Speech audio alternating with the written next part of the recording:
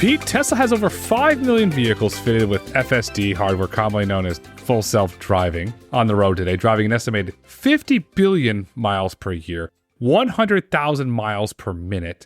This ongoing data collection is giving Tesla a major competitive advantage. With their end-to-end neural networks, can anybody catch up? Is it an advantage, Grayson? Where's the product that has made it an advantage so far?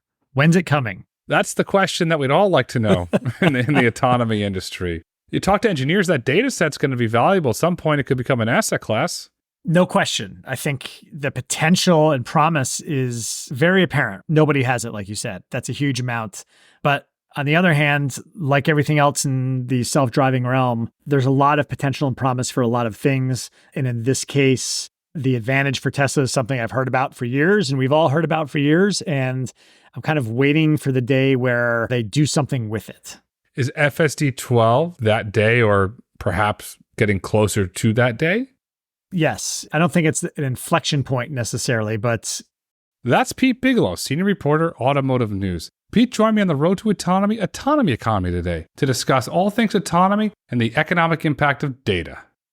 I think FSD is probably getting better in a lot of ways. And in terms of going from one point to the next, it's an improvement. But in terms of it being a magic moment where this is suddenly working far better than it has been over since its release, I don't necessarily know that this is that moment. But I guess there's the potential that suddenly you hit that inflection point and there's the hockey stick improvements in safety and functionality. But I think we still are short of that moment. We're short of that moment. We're getting closer. Yes, Tesla's had their hiccups, but from an economic standpoint, they can scale FSD without the hardware that Waymo's getting. When Tesla hits their, let's call it their Waymo point, where they're able to operate at the level of Waymo, what happens to the market? What happens to the market? When they get to that point, Grayson, I think it is a dramatic advantage, right? And we see that priced into Tesla's stock price now. But I don't know when that comes. Is that 6 months from now? Is that 2035? I wish I had some sort of insight. And that's been this, back to the idea that this is the industry's problem we've seen for so long is, how long does it take to solve the long tail problems? And I think, frankly, FSD is starting from a lower point in competence than some of the other level 4 systems that we see out there in the robotaxi realm right now, for one example. So the potential is great. Look forward to seeing the day when it becomes dramatically better and something that will really be in widespread use on public roads and improving safety. I think there's a lot of gray area as to how that's going to be measured by third parties who are verifying and validating some of the safety claims. But I think we're years from that point.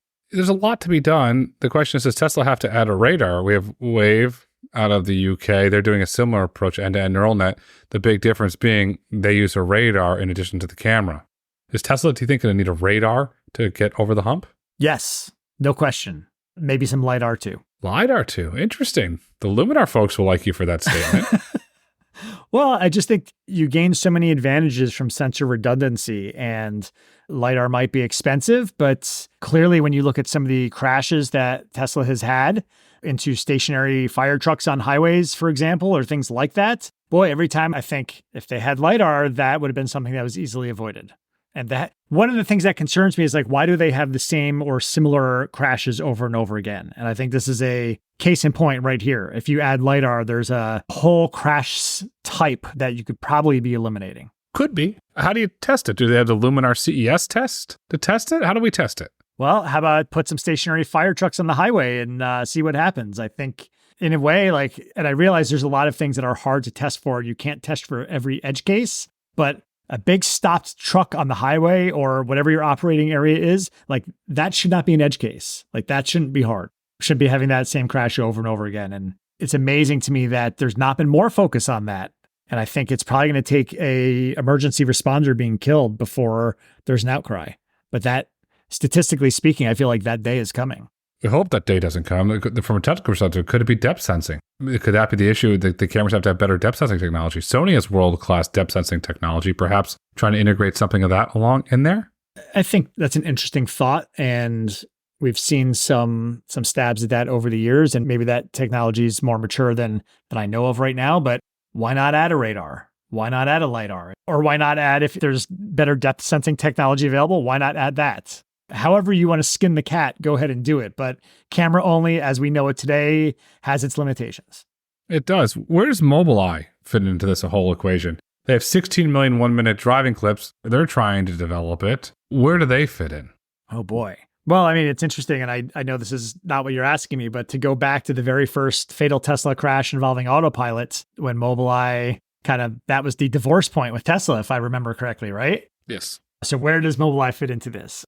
Now, Mobileye is really interesting, and they are growing their business. They've got an evolutionary path to automation that ends in full autonomy. In a way, I'd say that they are doing this at the pace that Tesla should be looking at, rather than kind of waiting for this big inflection point where everything ostensibly changes. There's not one way to do this right, but I think the way that you look at Mobileye, both from a business and technology perspective, rolling out supervision, then comes chauffeur, then comes full autonomy. They've got their self-driving business that they're working with partners on. That all makes more sense to me than kind of the dog and pony show of a full self-driving right now. It might be a dog and pony show, but up to this year, it was driving the stock higher. The business and revenue was growing. Where Mobileye, the business is not doing well. It's not doing well. Wall Street's expecting a quarterly loss of 7 cents per share, down 150% year over year, with revenues expected to be $226.35 million, down 50.6% year over year from a quarter ago. That's not a healthy business. That's a business in decline. Yeah, I mean, I think no question Mobileye had the big shakeup earlier this year, right? Where there's all the excess inventory with relation to the IQ technology and chips. And I definitely think that was a worrying moment for sure. But on the other hand, Mobileye said earlier this week that they sold 3.4 million units in the first quarter of this year. And Anand Shashua expects that to approximately double in the second quarter.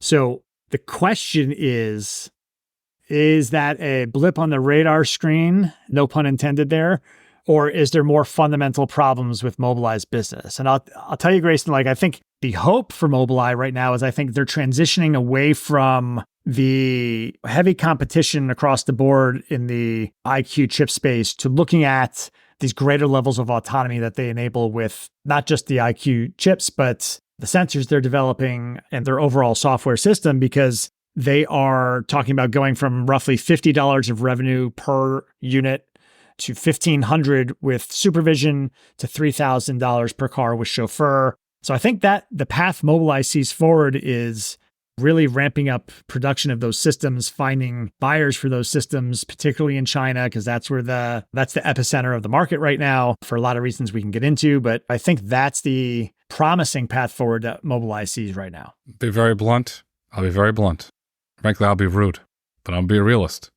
If you're betting the future of your company on China with the geopolitical incidents going on right now, the United States Congress about to ban TikTok, and you don't think President Xi of China is going to retaliate, you need to be thrown out of the CEO's office. Point blank. How will that impact an Israeli company, not a U.S. company? An American ally. When we ban, I believe the United States government will ban TikTok here. We had the vote, unanimous vote. China is not going to stop at the U.S. shores. They are going to go to U.S. allies. You watch. It's not going to be pretty. That's an interesting thought, and I guess I won't say you're wrong, but the geopolitical ramifications, as important as they are, probably extend beyond my specific area. But I think, could Mobileye be caught up and washed out because of that? That's an interesting scenario that you lay out, and I guess I wouldn't bet against that necessarily, but I think that they're, from a business strategy point, they've got the right idea, if not the right geopolitical target in China. But that's the number one auto market in the world. I don't know how you could make plans and avoid that right now. You can't avoid it, but then you have the homegrown Pony AI, you have the rise of BYD, which autopilot on navigation, and they're developing their own. You can't file that under, you can't make that up. That's one for you, Mr. Dell. Can't make that up. But you have the data collection issues. TikTok is gathering data, sending it back to China. Mobileye is gathering data. I'm not saying to send it back to China. I want to be very clear on that, but they're gathering data and they're sending it back to their servers in Israel to develop their system. But yet the public doesn't know that a vehicle that they buy with a Mobileye chip is gathering data, and that the consumer driving around is being profited from. That becomes public. Then you have another issue with Mobileye. When you buy a Tesla, everybody knows Tesla gathers data. It's well known. I bet you less than 1% of individuals that are driving a vehicle with a Mobileye chip actually know that it's a Mobileye chip and that it's gathering data. At some point, you're going to get a congressman or a senator that's going to try and force Mobileye to pay a dividend to these individuals for using that or turn it off. And if that happens from a legislative standpoint, that data spigot gets turned off. What's the business? Wouldn't that be the same for Tesla theoretically? Theoretically, but the public knows. I don't think Mobileye's hiding it right now. They adhere to GDPR in Europe, and I think that they're not doing anything nefarious or untoward. I think what they're doing is out in the open, but I think what you're highlighting is that way more people are paying attention to Tesla than they are any other auto supplier, any other automaker that's gathering similar data right now. Or maybe it's not similar for mapping purposes, but you go back to the Jim Farley comment a few years ago, probably many years ago at this point, where he told the crowd, like, we know how loud you're turning up the volume on your radio, right? Like, automakers know a lot about what we do in our vehicles, and so do their suppliers. And it's funny, Grayson, I actually used to write a lot about this years ago when I was working at AOL and Car and Driver to some extent, like the privacy issues related to motorists and their vehicles or motorists and traffic. Wrote a lot about license plate readers. And what I found was, even as I kind of thought some of these issues were generally alarming, what I found was the general public did not push back. That a lot of this was, click the terms of agreement on your screen, and that was that. And most people did not care to the extent that, like, as of right now, like you're saying someone's going to push back on this eventually. And I think, yeah, maybe, but that is an ongoing concern or risk, I guess, any way you slice it. But to date, like, that protest has not come across the board related to anything in automotive. It's coming for a simple reason: the economy. Credit card default rates going up, auto loan delinquencies, repossessions going up. Consumers are suffering under inflation. They're going to look for any which way to keep a roof over their head and food on their table. And that's a clear way to do it. You're driving for a living. Let's say I'm an Uber driver. Shout out to Harry Campbell and the rideshare guy. You're an Uber driver. You're putting on 10, 15, 20,000 miles a year on your vehicle, and you're gathering data. That could become a revenue stream for you. Think about that. You get the Uber drivers to start asking for this revenue. It starts to bubble, and then it'll probably bubble in California with some workers' rights issues. You're going to have a political issue at some point that's going to be gathered because of the state of the economy. You think the state of the economy is what pushes privacy concerns over the top to the point where people demand revenue for their motor vehicle data? That combined with all the Chinese geopolitical issues now, yes. We've got a powder keg that's about to explode, and now is probably one of the only times in the last, I would say, 20 years where this can all come together and actually happen because all the ingredients are there today, especially if we do have a hard landing and or if we do go into a recessionary environment. That's an interesting case. I could see some of those things playing out. I don't think it's as the Chinese concerns regarding privacy, that I see as a powder keg. The rest of it, I feel like, yeah, does that get dragged along as a tailwinds? Maybe. That's an interesting thought. I still think there's a lot of inertia out there with too many people not caring that all this data is collected. It takes one advocacy group. Let's just call a spade a spade. Look what Ouster did with their Go Broke campaign. When they went after Hesai, hired a bunch of lobbyists, took their entire marketing budget and put it into lobbying to stop their biggest competitor, which is a foreign company, I'm not going to deny that, but took their entire marketing budget and dumped it into that task. Somebody could do that to protect a business interest, or look at the Dawn Project. He's out there ranting and raving. He got in trouble with the NTSB by putting their logo on the Super Bowl, but he got the attention.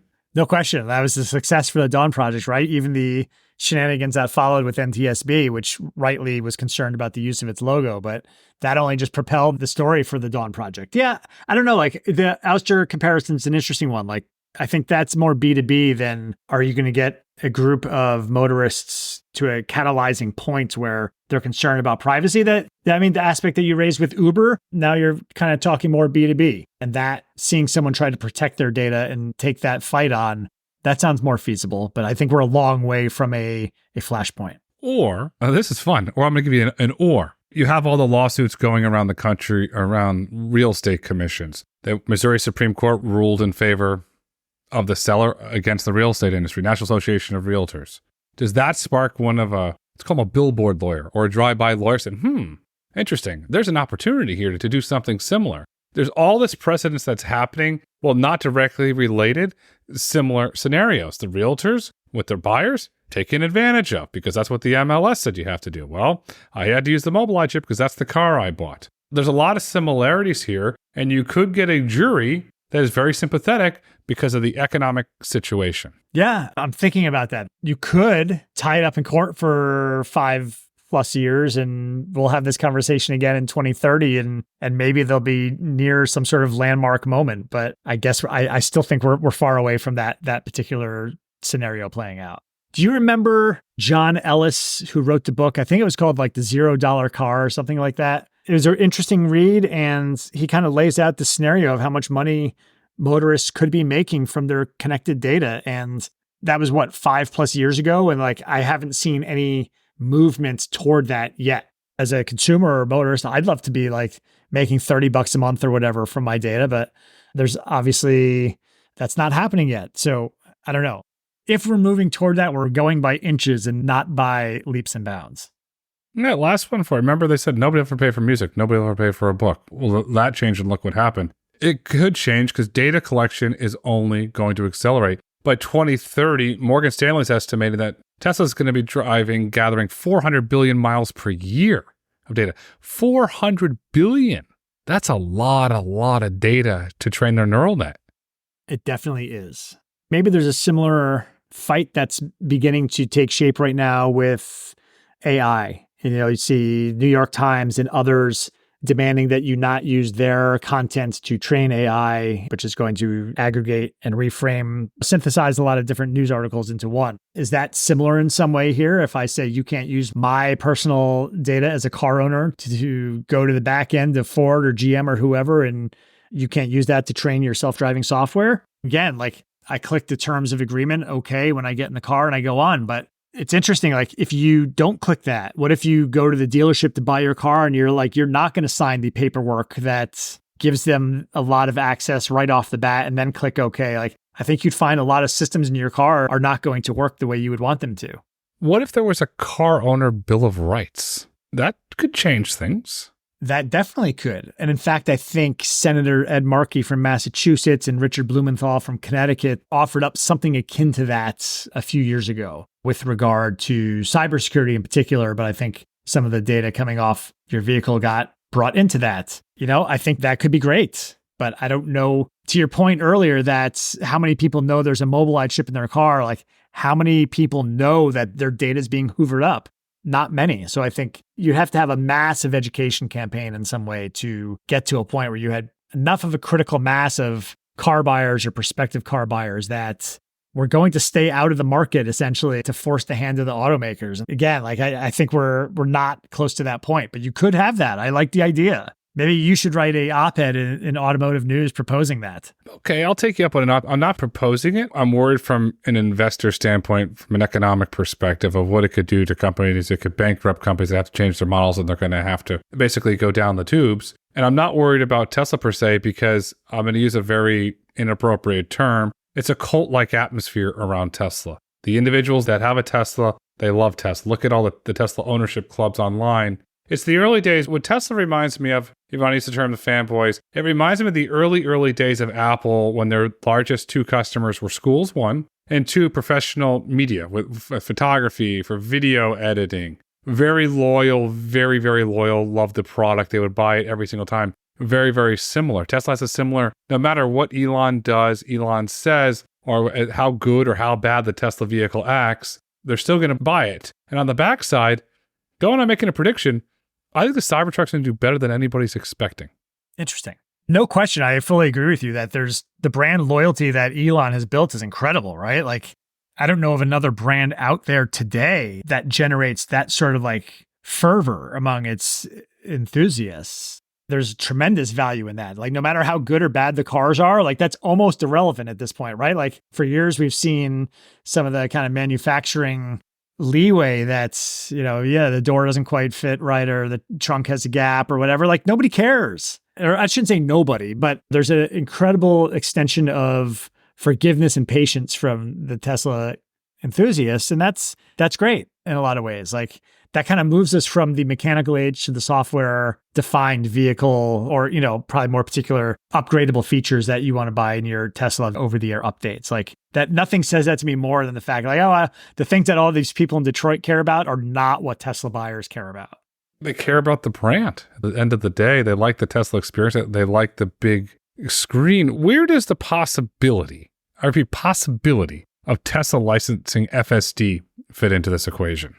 the possibility, again, back to where we started in a way, there's a lot of promise and potential with the idea of licensing it. I think you get to the question of who's really the viable, look at who's out there as potential customers. There might be an automaker or two who would definitely jump on that, but I don't know.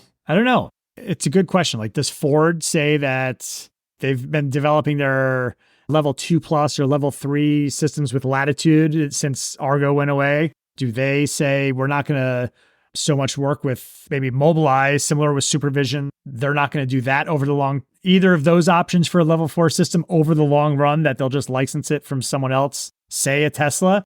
Would you want to license it from Tesla, or would you want to license it from Waymo? Like, you could start saying Tesla wouldn't be the only one theoretically with a level 4 offering that could be licensed. Licensing is the future of autonomy. Wave could do it. Tesla could do it. Zoox could do it. Waymo could do it. Let's get some economic numbers. So this RBC is projecting that if Tesla were to license it and FSD rates were to pick up, it would generate $35 billion in FSD revenue and $18 billion in licensing revenue by 2035 for a total of $53 billion a year in revenue. That's real revenue. If you're Ruth Port over at Waymo and that remotely comes close in a public SEC filing, Waymo's going to become a giant licensing business. Is that where it's all going to go? Licensing? I mean, it certainly has potential, as those numbers illustrate, right? I think that back to like, how well does FSD really work? Or take the Waymo system. Like, we know what the ODD that Waymo works is, right? If you're going to license it, how much more territory do you have to cover? And the promise that kind of goes back to all right, well, Tesla's got the advantage in all this data. It's like, okay, why haven't they been able to act on that yet? When is the inflection point? I think to license it really means you're going to dramatically need to open up the ODD. Could Waymo do a slimmed down version of the Waymo driver and say home to highway, then when you get to dense urban environment, take over and drive very similar to what Ghost is trying to do? They could. To my knowledge, they don't have a team working on that right now, but I mean, that'd be an interesting model, right? Like, how much would they have to change from what they have right now? Like, probably a lot, because if you're going to go back to involving a human driver in some way and making this just a highway thing that a human driver takes over, at first blush, I would say for a Waymo, that'd be a heavy lift, because they've designed everything they do around the idea that they don't, like, remember going back to the John Krafchick days when he said, like, the guy fell asleep in the Porsche, like in the earliest days of testing at Google. And they were like, whoa, like, we need human drivers out of this equation. That's where that's very different.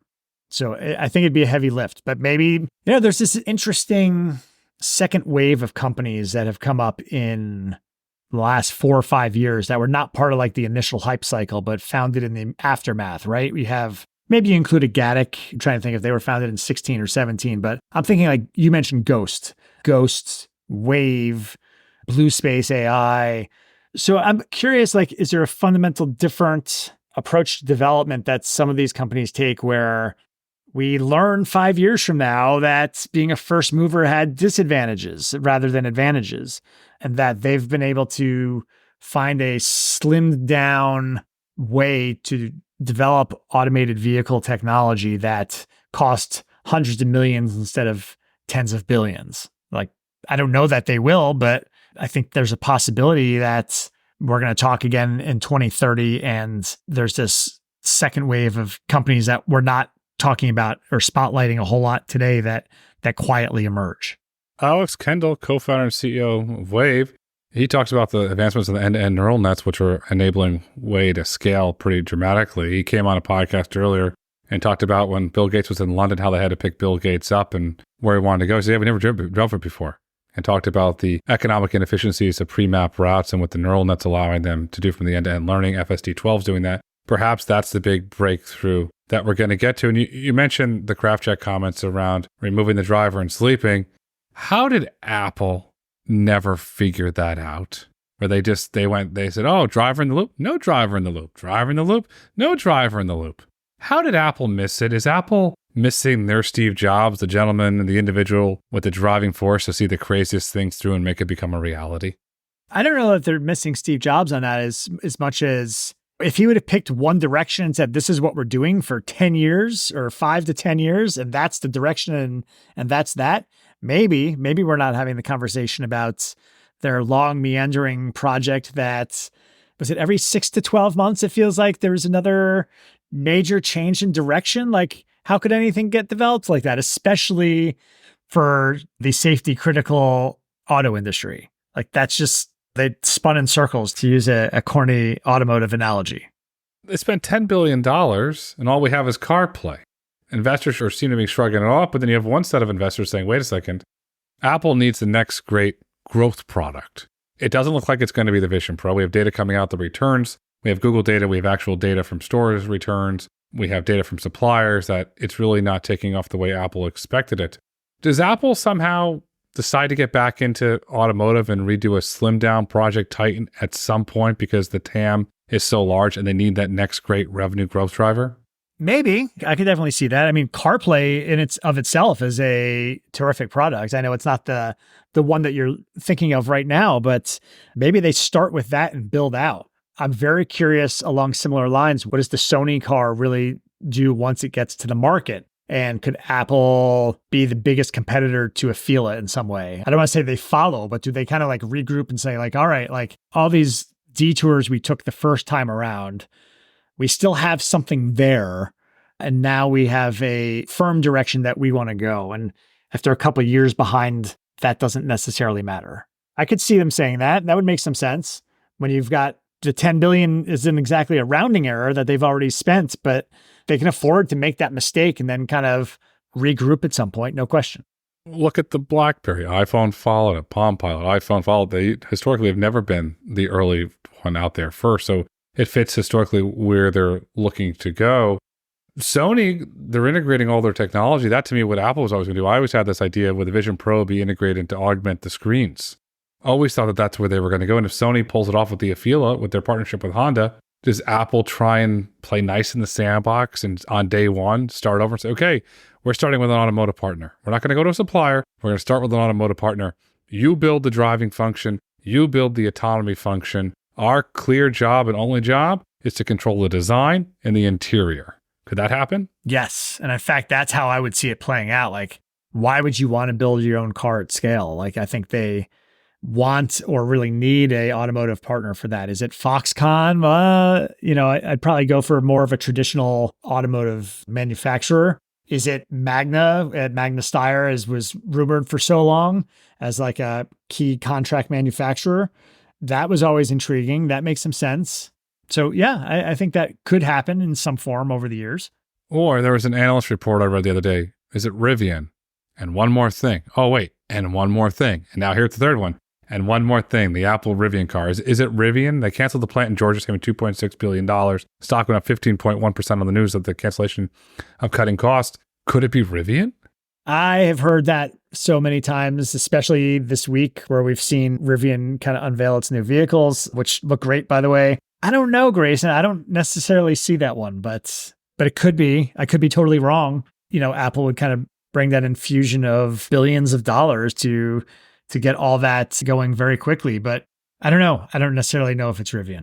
I agree with that. I thought the report was honestly crazy, but I just had to get your opinion on it. The more I research this, the more I think about it. All roads seemingly lead back to Germany and BMW for some reason. That seems to be that. Or could they go VW? Let's not forget back in the day, Tim Cook drove an A5 in the early days of his CEO tenureship. Perhaps it's something with Audi. I just think if Apple is going to reboot it, call it Titan 2.0, even though there's been many iterations of Titan, it is going to have to be with an OEM partner. I don't see any way around it. Well, I mean, it's kind of funny to think about, VW or Audi as the partner, because obviously they've had their long meandering problems with software development in recent years. So if you put those two things together, maybe they more than make up for each other's decade-long weakness. Yeah, if you look at weakness now becoming strength, all signs on the chip side point to Qualcomm. In Q1 2024, Qualcomm reported automotive revenue of $598 million, up from $456 million in Q1 2023, an increase of $142 million year over year. Sales were driven by the Snapdragon digital chassis solution. Their year-over-year automotive revenue is growing faster than both NVIDIA and Mobileye. Is Qualcomm going to be the next great player in the development of autonomy? They are going into ADAS. They have a $30 billion backlog there. Absolutely. Remember, they bought Veoneer a few years back that developed the Arriver software, or they bought part of Veoneer to be more accurate. And they've been developing the Arriver software for automation and autonomy. Yes, I think Qualcomm has become already the quiet giant of the automotive industry. They're not just doing the chips, but they've moved into the whole, they've already been doing, like, they combine the cockpit and everything else that some of their competitors are doing. And I think when you look at the Snapdragon and digital chassis, like, they have put together as much of an end-to-end offering as anyone out there. The auto industry has clearly been embracing that. So what a success story. And it's interesting, you see, I think in 2022, automotive represented about 6% of Qualcomm's revenue. And I forget what that jumped to last year off the top of my head, but you see it really increasing, and automotive is becoming more and more important to Qualcomm.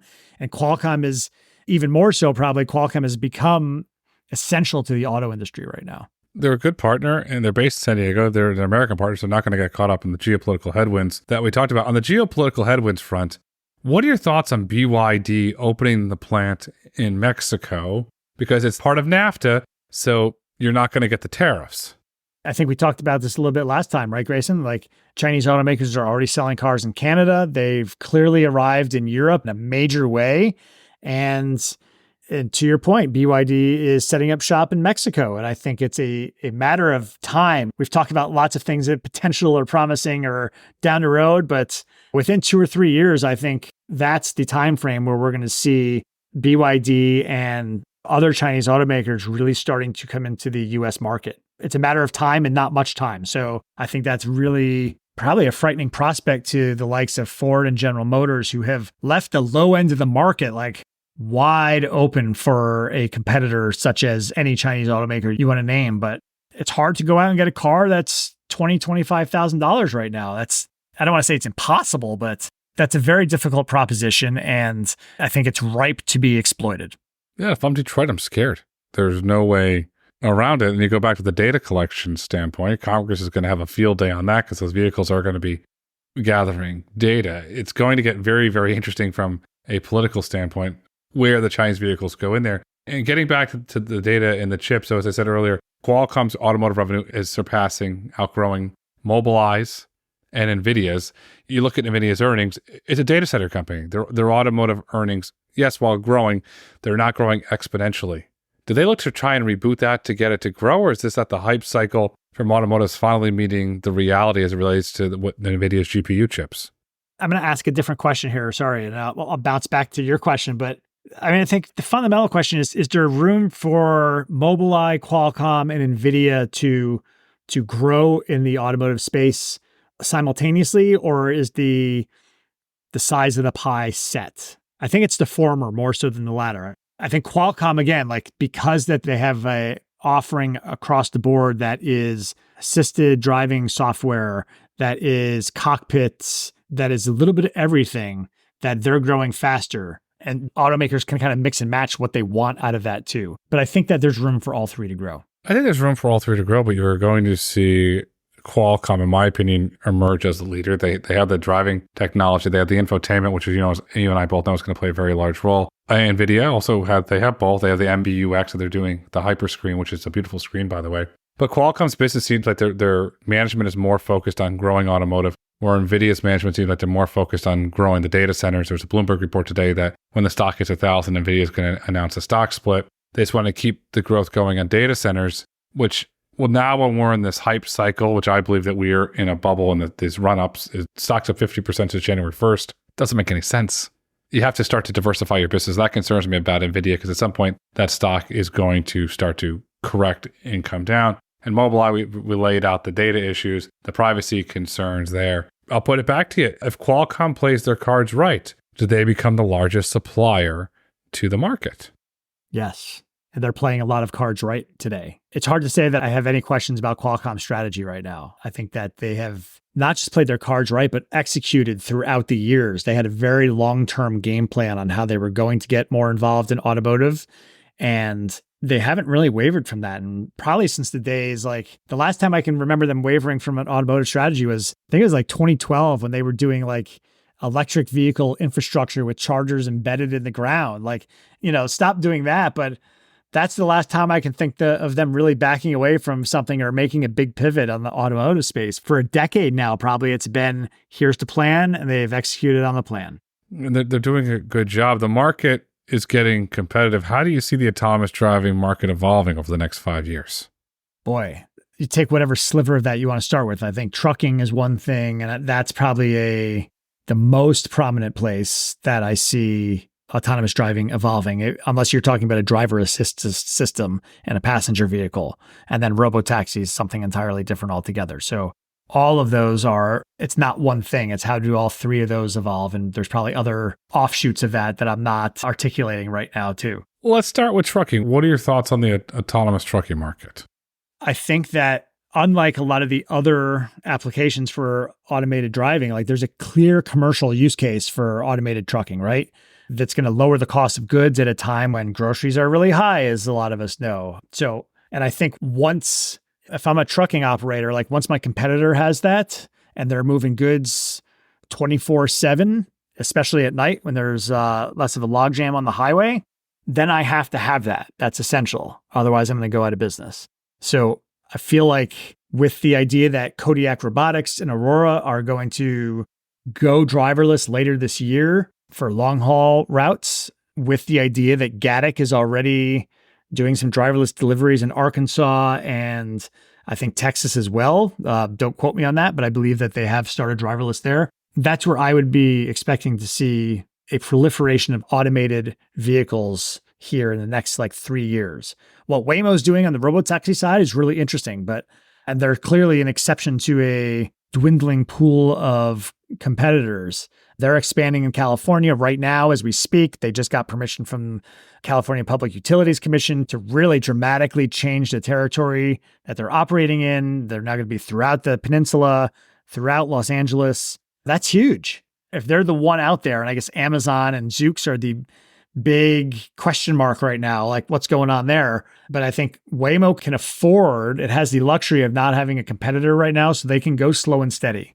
Make sure they just announced Austin the other day too. So I feel like robotaxis with Waymo in particular are going to continue to gradually, steadily, but not exponentially ramp up here over the next 5 years. Is there even a robotaxi market anymore outside of China, or is it purely just Waymo? Well, again, with the big question mark of what is Zoox up to these days, I think it's just Waymo right now. Cruise, I think I guess we can say Cruise is a question mark too, but I think there's a lot of questions about their technology and at what pace they go forward. Like clearly they were trying to bite off more than they could chew before. And I think setting up operations in 12 different cities was draining them financially. I think there's a finite amount that General Motors is going to spend on Cruise.